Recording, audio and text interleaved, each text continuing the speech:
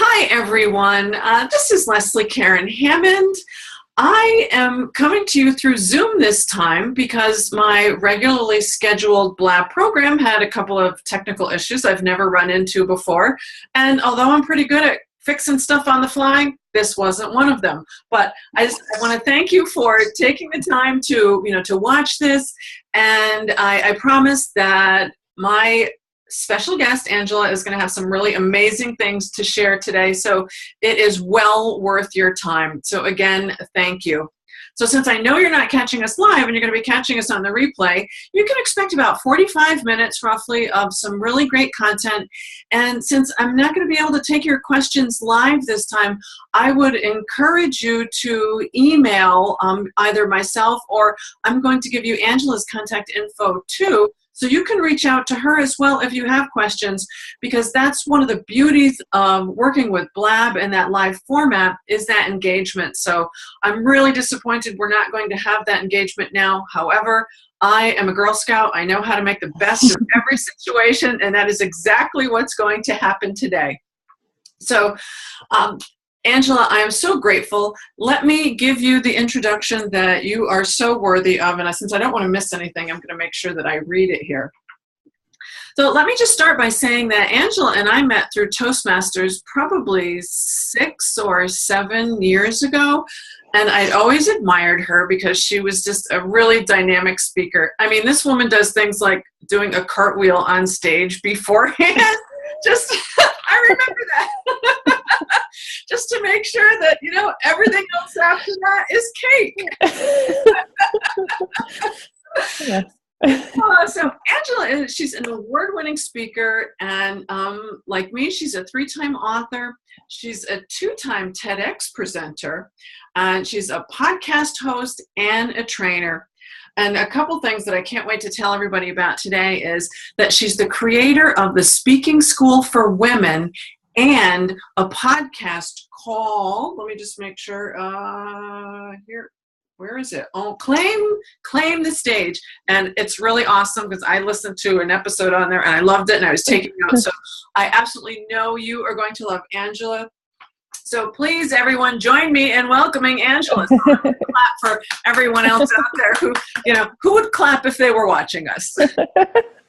Thank you. Well, this is fun. I've never quite done anything quite like this before. So. I just keep making it up as you go, right? That's pretty much my life every day. Yeah. Exactly. Being unique and creative and extemporaneous. So exactly. So like totally in the moment. Well, I have to say that you are like on fire right now. You have so much exciting stuff going on that I can't wait to share this, with our viewers, because the fact that, you get an idea and you realize that this is something really valuable for people to know, and it's information that has to be shared, and then you just like go with it. So I love that. I absolutely love that. So one thing that I really appreciated was your tagline that was "Stop waiting, start creating."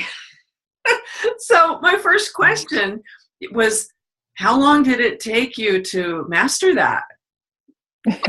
Not long at all. It was actually very early on in my career, I started to realize that the people around me who had great ideas and weren't going anywhere were the people who just never took action. There was a huge difference in the people who were accomplishing things and the people who weren't. And that was just the matter of getting up and doing the work. Mm-hmm. And so I realized I might not have every single detail and every idea I have. I might not know exactly where I want to end up or what it means at this moment. But if I just start working on it, I'll get those answers. They'll show up because I'll have new information. I'll have new things to work with. And that has never failed me. And there have been so many times when I've started building something and I would say to myself, like, what is this? What is this going to become? And what am I building right now? And the answers wouldn't come for a couple weeks or a couple of months, but eventually they would. And then I would realize, oh, this is how everything connects. And that's why I built this. But those answers don't come if you don't build anything.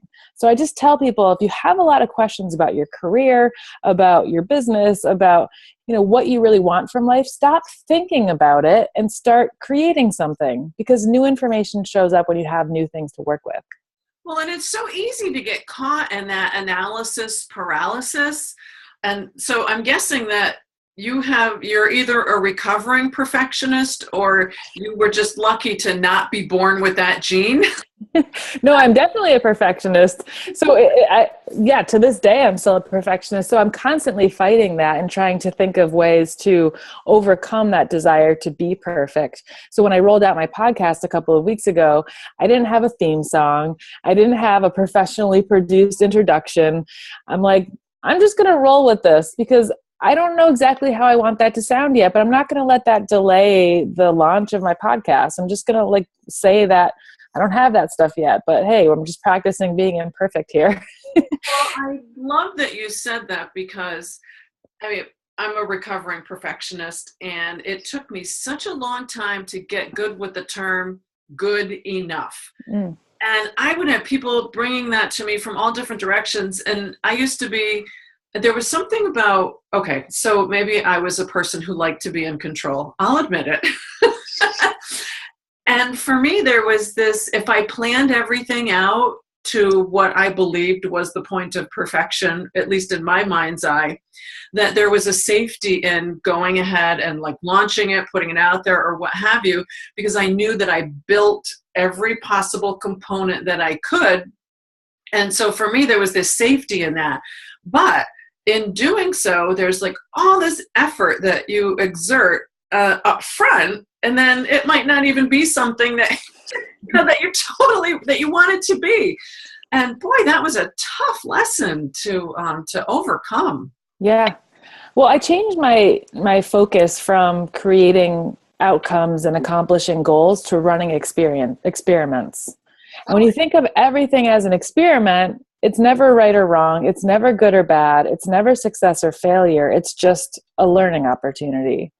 And that takes off all the pressure. And then there is no reason to be perfect because you're just trying something out. And I don't think that getting a different outcome than you expected means you failed. It means you have more information to do it better the next time.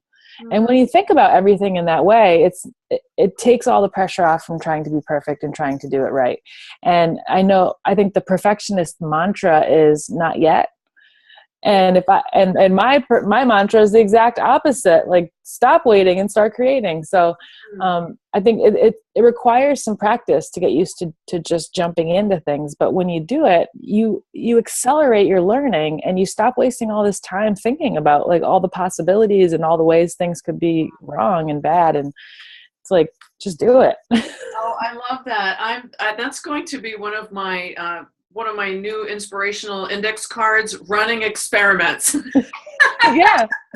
Be a scientist. Well, no, exactly, because I think there's so many different ways that we can get caught up and thinking about, well, gee, if I'm really authentic and I really do this in a crazy kind of way, then people are going to think this, they're going to think this, they're not going to perceive it.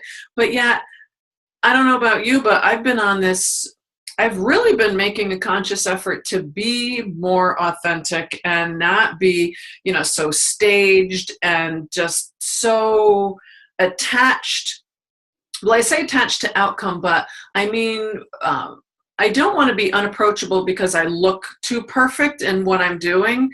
And I found that even a photograph that I had taken of myself, with the sprayed on foundation, the perfect hair and all of that. I mean, it's a great professional photo, but at the same time, I can be that woman if I need to be, who doesn't like to dress up, but that's not me every day. Yeah. And so, yeah, I guess looking at that, that was an experiment. Okay. But I like showing up like this a lot more often. But no, I think that is a very valuable piece of advice that anybody who is watching this on the replay now, if you can approach pretty much everything from that perspective, I could imagine it would save a whole lot of stress. Oh yeah, it definitely does. There's a lot less worrying because there's nothing to worry about. You're just living in the moment of creation. And as far as authenticity goes, I find that the more I talk about the things that scare me, the things that keep me up at night, and the things that I'm most worried about, like when it comes to other people's perceptions of me, the more I build a relationship with my audience. And I learned this about a year and a half ago. I wrote a newsletter called An Open Letter to My Ego. And I wrote it on Thanksgiving. It was like the day before Thanksgiving. And it was a letter thanking my ego for keeping me safe when I made all of these decisions for my business, like taking out a $20,000 business loan and writing a book and, getting on stage and all these things that were terrifying to me, that my ego always said, you can't do that. You're not smart enough to do that. And like, who do you think you are? And I always responded by saying, I'm going to challenge you, because you don't know what you're talking about. And my ego made me stronger every time. So I wrote that email, and I was blown away by the number of responses I received from my email subscribers saying, I'm so glad you wrote this, because I thought I was the only one who felt this way. And it's good to see that someone like you experiences all these things all the time, but you're able to overcome them and not let them stop you. And when I got that response, I thought, this is the stuff people want to hear about. Yeah, they want the top 10 list of this, and yeah, they want to know 5 steps for that, but they really want to know that they're not alone, and that people who look like they have it together and people who they see as successful are struggling with the same exact things. Well, and so I can... That's amazing, and that's a terrific segue for something I want to talk about with Claim the Stage, but there's also an irony in you making that statement. And that is, I was thinking about that very same thing this morning, only doing it in like making a video accountability exercise for myself with something that I want to do. And I thought, well, how scary would that be to go on Facebook Live like every day and say, this is what I'm intending on doing. This is, and why, and just, like putting it out there. So. Well, I think that's an awesome idea. And what I ended up doing was creating like that question of like, does this newsletter make me scared as the barometer for whether or not I should send it out? And if the newsletter I wrote made me scared and I felt terrified when I hit send, then I knew it was useful and people would like it. And if it wasn't scary, I wouldn't send it, because it's just noise. People are bored with it. I'm bored with it. Who cares? So when you get an idea like posting your to-do list on Facebook every day, I think you should absolutely do it.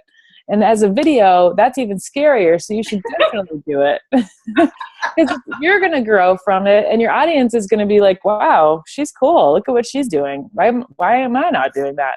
Yeah, my new barometer. Does this scare the crap out of me? Yeah, I'm serious. It's so amazing. I do that all the time. I'm like, oh, that sounds scary. I should do that. I love that. And it's funny because most of my life I lived that way. Whether, just like from the walking on the hot coals, jumping out of planes, riding horses in the mountains, all those kinds of things. But there's something about when you live that, not necessarily in isolation, but when you're not living it publicly, like totally out there, that there's a safety in that. So interesting. Well, I would love to go back to Claim the Stage. I've had the pleasure of listening to one episode, and that was with Katie. That was a great interview. Absolutely loved it. I'm going to try out what she had said about Thumbtack, so never knew that. So I thought that was really cool.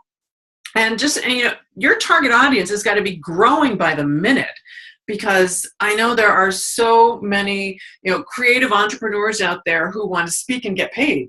So I would imagine that you would be like hitting the top of the charts if you're not there already, like in absolute no time at all.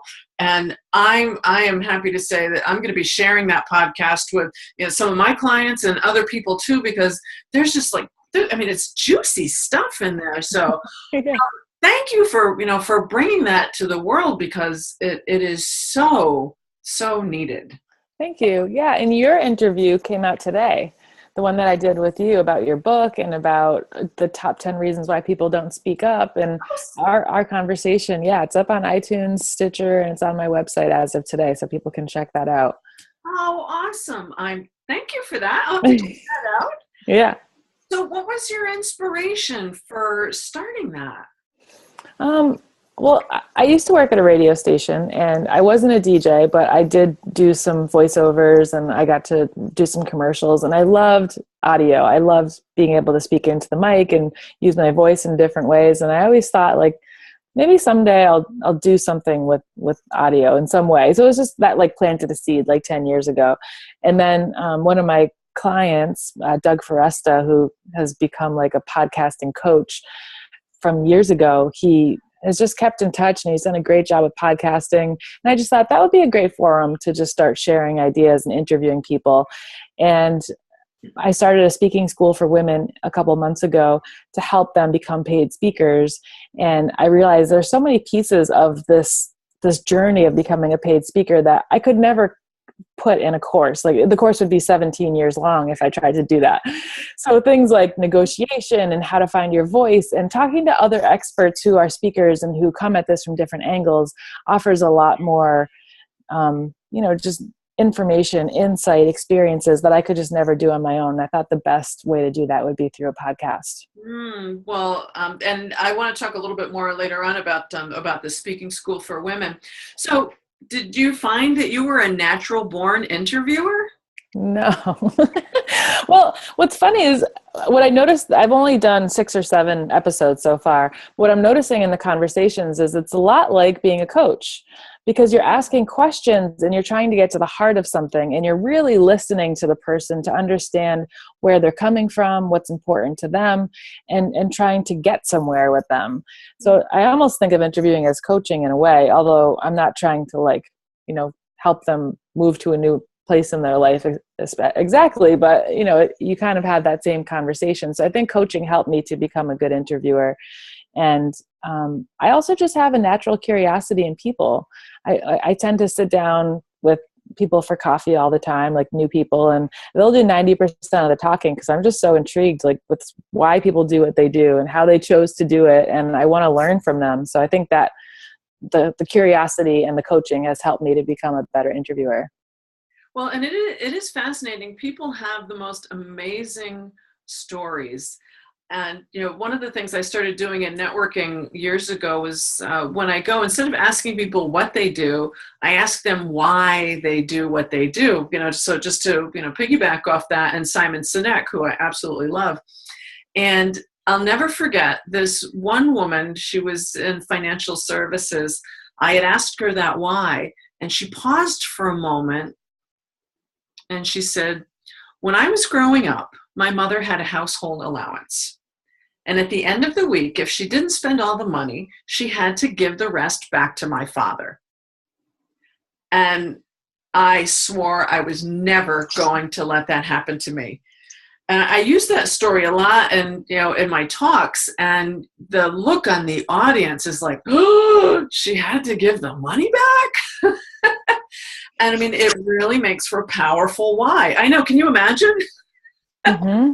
I mean, yeah, I know. It's just like, oh, that must have been, like 50 some odd years ago, because, well, in any case. But yeah, no, the people's whys are definitely very powerful.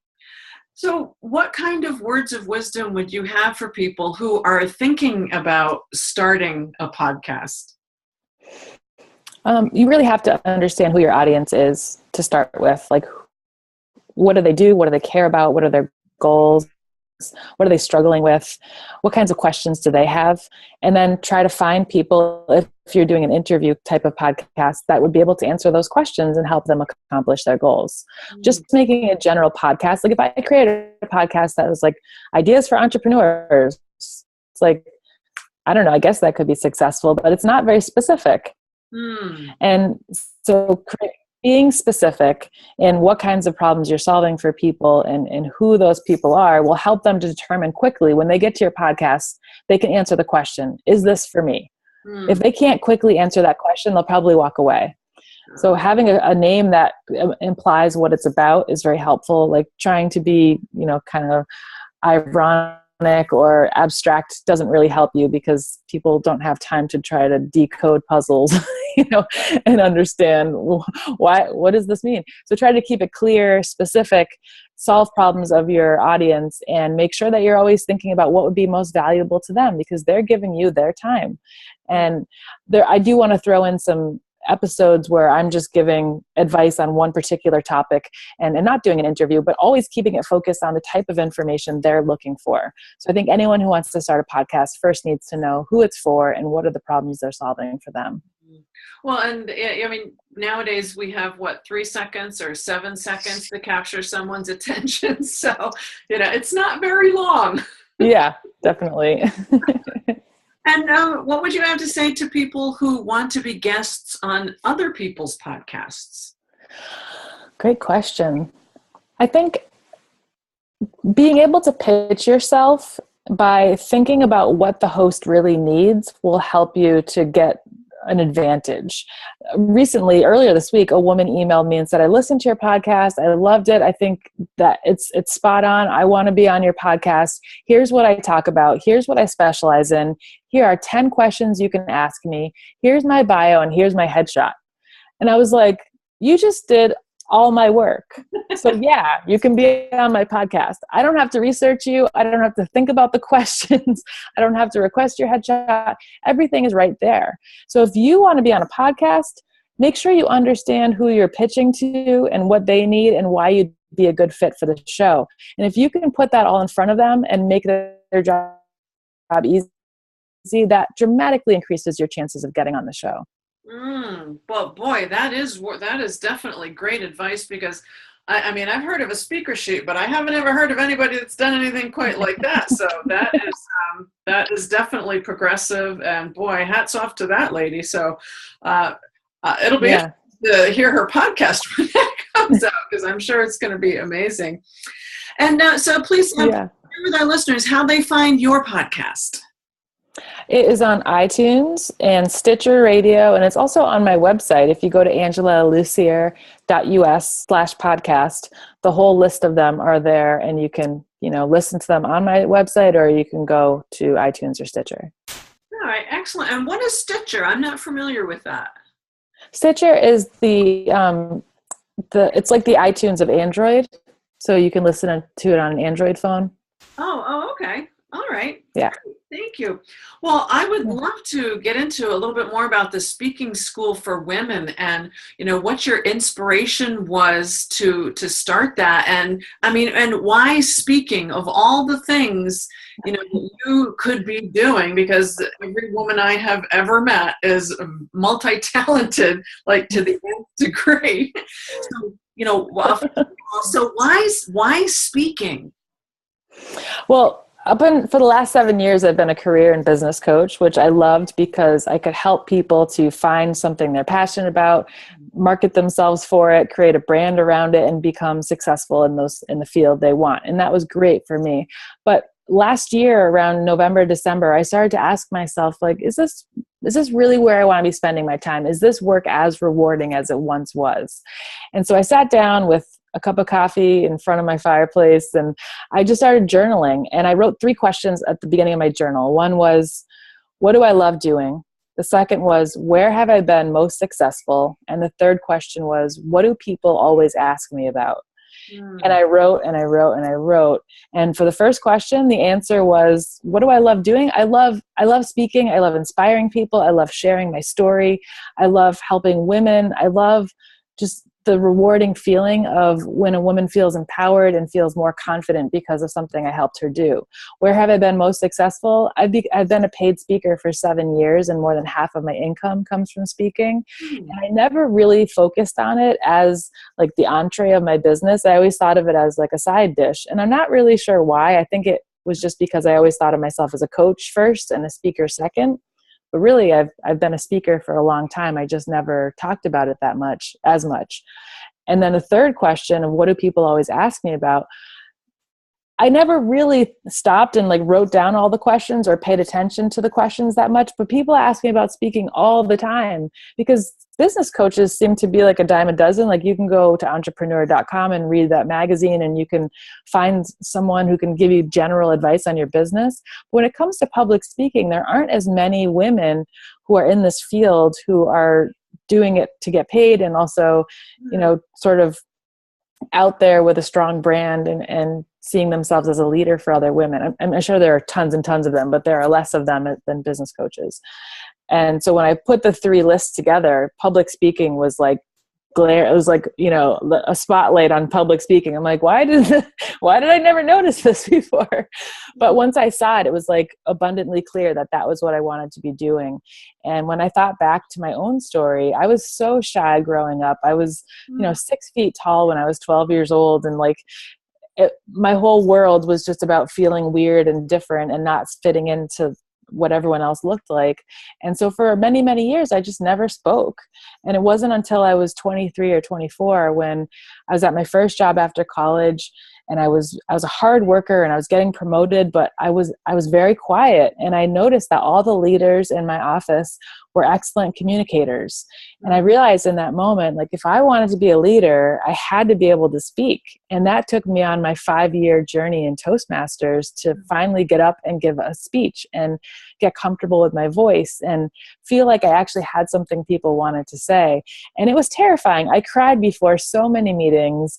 I was like, I'm going to drive home before this meeting even starts because I have nothing to say. And it was the scariest but most rewarding work I've ever done in my whole life. So now, having this opportunity to work with women, I understand when they say, who wants to hear my story? And do I even have anything worth saying? I'm like, I've been there, and you do. And let me show you why. And so I decided to specifically work with women because I understand what it's like to be a woman in the world and to feel like maybe what you have to say isn't valued. And so earlier this year, I got married last year, and earlier this year, my husband said, you know what, I don't think I really want to be married anymore. And I'm kind of like unsure of what I want to do. So I'm going to leave. And he just walked out. And I was like, what? What happened? And in that moment, I wrangled all my girlfriends, and we had conversations. We cried together. We went on hikes together. We watched movies. And it was like in those times when I realized that, wow, there's a lot of power in getting women together in a room to talk about who they are and what they want and what's important to them. And if I could create a speaking school for women, there's not only power in having us together, but we're also doing our own important individual work that will make us stronger out in the world. So it became a no-brainer to build something like that. And it's been the most rewarding work of my entire life. Well, there's something to be said about women in community and that kind of support. Because I do women's circles every month, and it never ceases to amaze me how deep I can take these ladies. I mean, on an emotional level, a mental level, a spiritual level, people that never met each other before in the period of 3 hours. I mean, to see where we can all go, it's extraordinary. I mean, it's inspiring, it's uplifting. It's moving on a visceral level. So to tap into that, I mean, I can only imagine. And just knowing what it's like to see someone blossom in front of you when you can plant that seed, and then, they may hear it a couple times and not necessarily be ready to take it in, and then they hear it again, and I'm hearing that differently now. And the third time they hear it, it's like, wham! Wow! I got it. Yeah. Where have I been all this time? Yeah.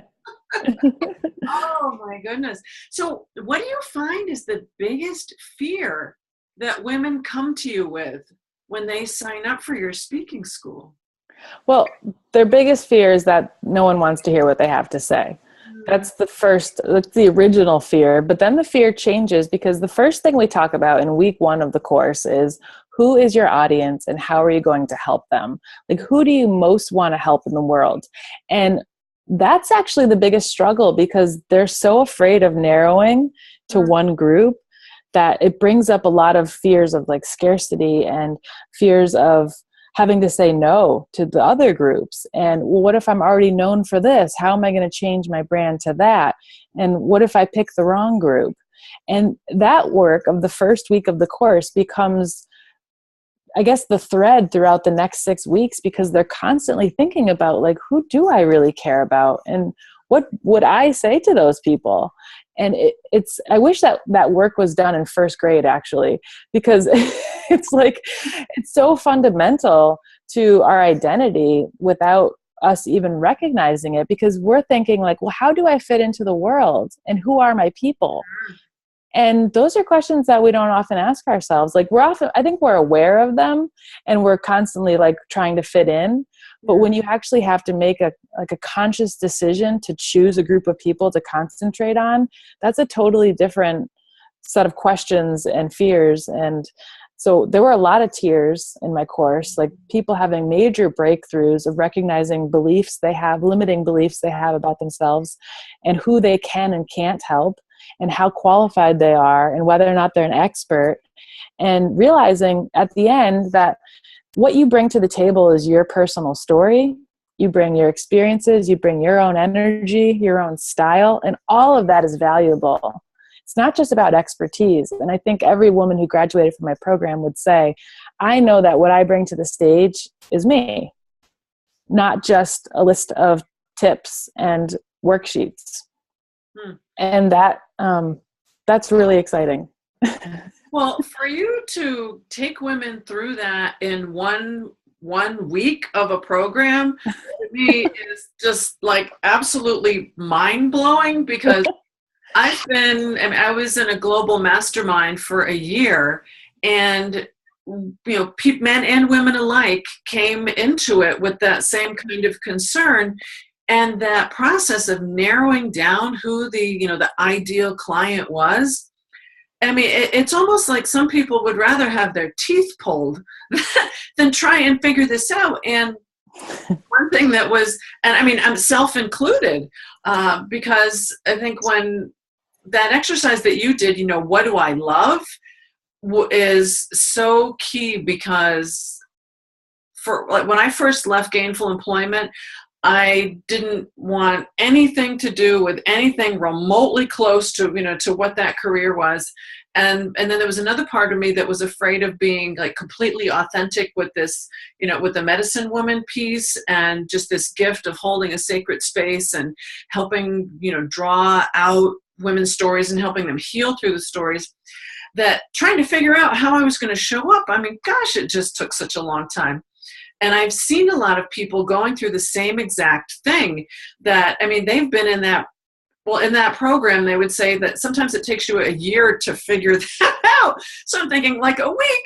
Oh my God, how did she do that? Well, the course was 6 weeks. So that was the introductory week. And then we talked about it throughout the 6 weeks. And I told them, this goes back to what we started talking about in the beginning of the phone call. It doesn't have to be perfect today. You're just picking a group to start with. And if you find that that group maybe isn't exactly who you want to be talking to, and it's not the exact topic, you can always move it. You can change, but you have to have a starting point. Yeah. And they're like, what if it's the wrong, what if I brand myself and then I change my brand? I'm like, hi, I do that all the time. Like, I'm not dead. It's fine. And giving them the permission. I think that was one of the most valuable parts for them, was giving them permission to be wrong and giving them permission to evolve, help them to like kind of get away from that perfectionism and instead just be part of a process and an experiment. And the whole process of experimentation became the philosophy of the course. Like, just try it, see what happens. Well, and interestingly enough, I'm almost willing to guess there was an element of permission that women needed to grant themselves for getting paid. Yep. That was a huge part of the course, was like, why would someone pay me to come in and talk about this? And why wouldn't they hire someone who's been doing it for 20 years? So we had to talk a lot about your unique gifts and what makes you different, and why would they care about what you're talking about? And some of it comes down to how well you know the problem you're solving for your customer, but some of it is just your own passion for that subject that no one can take away from you and no one can ever replicate. And I think I talked about it enough that I think they were like, okay, we get it. We're special. Not like as in get on the blue bus special. No, but yeah, like people hire you because you're you and they want you, and that's it. You're doing great work. Well, I would imagine that once you get them over that hump of, okay, I give myself permission to be paid to speak, then is the next hurdle how much they charge? Or, I mean, because that money thing with women, that's a whole nother topic in and of itself. Yes, absolutely. And so what I try to do is give them tons of information about what each speaking gig could potentially get them in terms of a fee. And then when you speak for free and why you speak for free. Because I feel like the more tools they have in their toolbox when they're negotiating, the better chance they have of actually getting a fee. Because it's outrageous when I hear someone say, I'm going to charge $10,000 to speak at that conference. I'm like, no one at that conference is going to make more than $500. And I can guarantee you that, if it's a small conference and like 25 people are going or whatever. So I think the best thing to do to help women with the fear is to educate them on expectations around the fees and to understand where the money comes from and why they pay people. And then that helps to give them sort of ammunition when it comes, not ammunition, but it gives them information that will help them to make better decisions when they do ask for money. And then also, there's definitely a debate in the world of paid speaking as to whether or not you should do free speaking gigs, especially if you've been a paid speaker for a couple of years. In my opinion, is you should always be open to doing free speaking gigs because those are the stepping stones to have bigger audiences. And those open the doors to new groups and new places that you may not have otherwise gotten. So I call every speaking gig an audition, and sometimes you get paid to audition and sometimes it's a free audition. And it's the best kind of marketing you can ever do for yourself as a speaker. So why would you say no? And that's, yeah. I'm sure they could come up with a laundry list of why they would say no. Yeah. Anyway. Yeah. I mean, a lot of them said, like, I don't want to do any free speaking gigs because I'm really busy and I only want to get paid. And I'm like, then you're probably not going to get paid because people sometimes want to try before they buy. And that means they want to go check out a free gig first to see if you're someone they would want at your event. But if they've never seen you speak before, there's only a 2-minute video of you online speaking, that doesn't really increase your chances of being asked to come and actually get paid. And where's the most unusual place that you've ever spoken? Or the most unusual gig that you've ever taken? That I spoke at the International Precious Metals Institute international conference in Phoenix or Tucson, Arizona, like 5 years ago. That was the weirdest ever because I don't really know that much about the precious metals industry, but I was going to talk about social media because this industry was just not online really yet, and they weren't taking advantage of the benefits of social media. And right before I got up and speak, I sat in someone else's session, which was about the reality of pirates and how these people who are, exporting and importing precious metals, their ships get taken over by pirates and all of their precious metals are taken. So how do you, and I'm like, this is a real thing. I had no idea. And they're like taking notes, like, this is a real and they had this huge ball that night with like, dried ice when you enter the room, and there's like crazy lights, and it was like just a different world. I didn't belong there. I didn't know what was going on, but it was a lot of fun. There's just always, it's great to be kind of an outsider learning about how different people operate in their jobs and in their industries. You always get new insight. Well, who knew there were precious metal conferences? I know. I suppose it makes sense. Well, it's funny because when you say that, I'm thinking about, I was, I guess, approved. I think they approved everyone, but to be a speaker at a science fiction conference. And at first I was all about, going, but then I saw that on the list of other speakers that they had, there were a lot of people that were, going to be there talking about book publishing and telling your story. And I mean, these people all wrote science fiction, and that's not where I shine. So I stepped back and I, politely declined the opportunity, thinking about, well, it wasn't really my, target audience. So what would you have to say to our viewers in regard to picking, like sticking with your target audience, or just getting out there and speaking everywhere? Or so if they have a question in their head, what would you advise them? Well, I think they need to pick something to be known for. And that could be you could be known for speaking to a particular type of audience. Maybe you're someone who loves to train women leaders and you have 3 or 4 topics you talk about.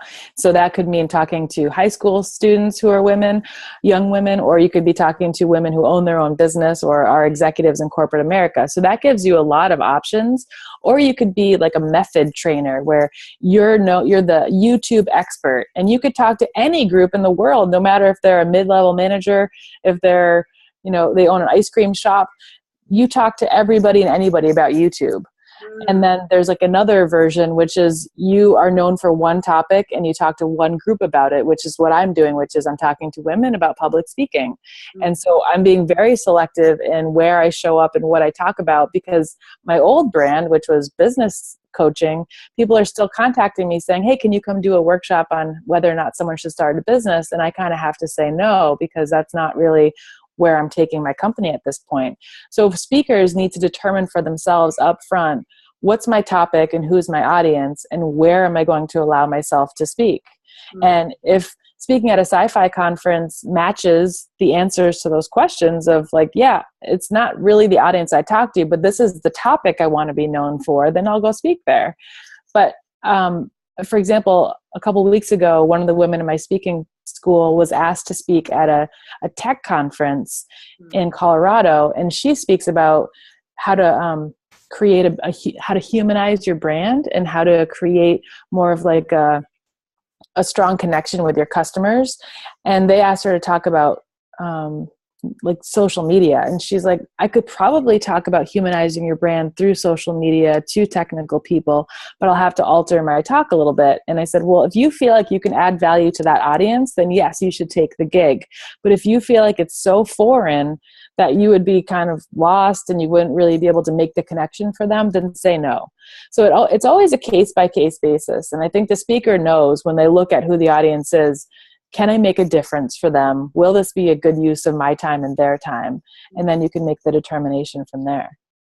Well, and that's a great point. There was a woman who I know from a networking organization who, she attended a national conference, and as a result of that, she got lots and lots of invitations to go speak at chapters all across the country. The caveat was she had to pick up her own expenses. So that meant, the flights and in some cases, the accommodations, and it was expensive. So I'm curious, the woman that you're just talking about, that client, did they offer to pick up her expenses to bring her out there, or did she have to take that on herself? Yeah, they were going to offer her $5,000 to speak and travel expenses. So there was that that benefit of having income from the presentation. And I think when it comes down to determining whether or not to speak, because if travel expenses aren't on the table and there isn't a paid speaking gig, always ask yourself, what are the other benefits? Will there be people in the audience who could become potential clients? Is this a brand builder for me? Like if Google called me tomorrow and said, we want you to come speak on our main campus and we're not going to pay you and we're not going to pay for you to get here, but would you do it? I would be booking my tickets before we even got off the phone, because that's a huge brand builder and it's a huge opportunity to be connected to them. So there's always those other ancillary benefits that can help you to build your business, that they're almost more like a marketing expense than anything else. And so for that woman who was asked to speak at all of those chapters, if she could find a good opportunity within those speeches to build her business, then that's a good reason to do it. Oh, absolutely. Well, and I'm glad that you brought that up. That's a great segue into speaking of brand building. I know that on your website you have a lot of nice logos down at the bottom there. Things like, and I'm just clicking on right now because I didn't write them down in advance. But how did you get yourself connected with all of those places? Ranging from, I think Virgin Airlines was one of them, and entrepreneur.com. ABC, NBC, and Forbes and the HuffPost. How did you get yourself positioned so that you could be part of those great organizations. Well, it starts with building your brand on your website. You have total control over that platform, so you should be using it to the fullest extent by writing blogs and having information up there that when people visit, it shows that you know what you're talking about. You don't have to ask someone's permission to write a blog on your own website, right? So I started blogging on my own website to start getting visitors, to start generating comments and traffic. And one day I'll start with the Virgin example. I went to the virgin.com website and noticed they have a whole section on there about entrepreneurship, and they have a blog there. So I started reading it, and I noticed all the writers were different people. And it wasn't like they were staff writers. They all had their own business, and they all did different things. And at the bottom it said, do you want to be a featured writer on virgin.com? Email us. So I emailed them and I said, I love what you guys are saying. I noticed you have a lot of contributors. How would I go about becoming a blogger for you? And they said, just send us a couple links to some of your blog posts. And if it's matches what we're doing, we'll add you as a contributor. So I just sent them links to blogs I had already written and things that I thought would complement what they're trying to accomplish. They wrote back and said, looks great, you can be a contributor. So that day I became a contributor to Virgin.com, and I've written probably 10 or 12 articles for them. And every time they get posted on Virgin, they send it out through their Twitter, through their Facebook. And it's great exposure for me. So that's how I got to Virgin. As far as the Huffington Post, I emailed Arianna Huffington and I said, I am a female author. I would love to share my voice on the Huffington Post with other women who are trying to build a business, become an author, become a speaker. Here's a link to some of my books and some of my blog posts. Please let me know if you feel I'd be a good addition to the Huffington Post. And she wrote back and said, we'd love to feature you. Here's how you get started. And now I'm like a listed contributor on there, and I can just write blogs whenever I want to. And I shared that advice with the women in my speaking school, and several of them have now also become bloggers with the Huffington Post, because it's not actually as hard as it looks. I think Arianna recognizes that the more contributors she has on her website, the more valuable her website becomes. So she's pretty open to people pitching to her, and I think she really, wants to give people the chance. Entrepreneur.com. Have you ever heard of Harrow? Yes. Yeah, I've been a subscriber to Harrow, which is helpareporter.com, for probably 6 or 7 years. And when it first started out, it was a lot easier to get quoted and get recognized in different articles because the list was much smaller. So I was getting featured left and right because I would pretty much apply to everything. And so I got on entrepreneur.com and Forbes.com, Yahoo Hot Jobs, The Ladders. I was on a lot of websites, and I've been continuing to submit expert advice through that forum ever since. So that's that one. And then for NBC and ABC, I learned how to write press releases in 2009, which helped me to get exposure on TV and more exposure on radio. And so that was a lot of my own just writing and recognizing. Like I told you earlier about the woman who wrote me that pitch for the podcast, and she did my job for me. I learned that if you can write a press release that does the work for the reporter, you have a much greater chance of getting picked up. And that's what I was doing. Awesome. Well, thank you for sharing all of that. The reason I'm not writing is because there was just so much I wouldn't have been able to keep up. So I'm going to go back and listen again. Thank you for that. And to bring closure to this, I'm going to copy something that you have done called the lightning round with questions. And I didn't want to copy all of the questions that you asked, so I picked it up a little bit. But they're all fun. Okay. So first off, what inspires you? People who have a lot of energy and ideas. Every time I'm around friends who are enthusiastic and they're brainstorming, like I feel so much more energized to pursue my own ideas. So I become very inspired by people. Yeah. Awesome. Yeah, me too. And this one is one of yours. What is your personal operating philosophy? It's definitely stop waiting and start creating. Yes, I'm going to need to write that one down too.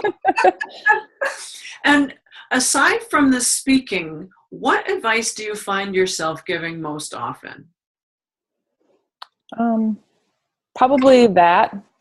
I often hear from people who feel stuck, who feel like, I don't know what to do. Should I should I leave my job? Should I move? Should I have a baby? Should I get married? And I'm constantly like, look, you can think about this until the end of time. But if I were you, I would just make a decision. Like, what feels good to you? And then do it. Wow. And so how many babies are you responsible for? millions. A lot of babies. I mean, I think I subscribe to that idea that like there's no perfect time. Like the perfect day will never show up until you create it. So, sometimes, and maybe the idea is like the feeling they get in that moment is it's not right to have a baby, and they just move on with their life. And then it's like they don't have to hold themselves hostage any longer. But I think that's what frustrates me the most is when I see people who for 6 months, a year, 2 years are just asking themselves the same questions over and over again. And I'm like, you got to move on. Let's make a decision here.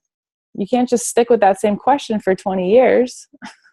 Well, it's interesting you say that because I have this philosophy I've adopted when I tell a story. So if something happens that I'm not thrilled about, and as human beings, we need to get things off our chest, off our shoulders, or what have you. So we tell a story and we share, what's going on. And I got to a point where I stopped telling the story 3 times. So I gave myself a 3-story limit, because any more than that, then I was just perpetuating that energy of whatever it was I was trying to get away from. So it was just like, okay, 3 times. And I almost felt bad because, I have a big circle of people that I'm in contact with. And if one of the people that I might have been closer with than another, didn't get the story because I'd already told it 3 times, well, so be it. I hit my 3-story limit. Sorry, going there again. All right, and question number 4: what do you do to unwind or have fun? I love to hike. I'm also really big into yoga. I'm also a huge fan of my hammock. I'll just lie back there in my yard in my hammock. I love to garden. I'm a huge cook. Like, I love food, and I don't like recipes. I just make up recipes on the spot constantly, and I get lost in cooking. Sometimes I don't like to cook with people because I'm so involved in what I'm doing, and someone walks into the kitchen, I'm like, what do you need? I'm really busy. I'm in the middle of cooking. So I'm the same way. So I think those are some of the ways. I'm definitely an introvert, so it's always solo activities that help me unwind, so I can kind of like get back to my energy and like restore myself. Well, it's interesting. Someone had once explained to me the difference between an introvert and an extrovert, and said that, and it's the way that the person is most fed. And I never would have thought myself of as being an introvert, but I can go both ways. Sometimes it really feeds my soul to be alone, like what you were just saying, because I need that downtime. And then other times I can get so fired up by going to an event where there's, hundreds or thousands of people and I don't know anybody. I can have the most fun. So thank you for sharing that, because I think a lot of times people just automatically assume that if someone is a great speaker and they're really dynamic and they're outgoing, that, oh, they must be an extrovert. Nope. All right. And then this last question, I borrowed one of yours as well. What kind of advice would you give your 75-year-old self? Keep having fun and keep learning. Yeah, just stay curious.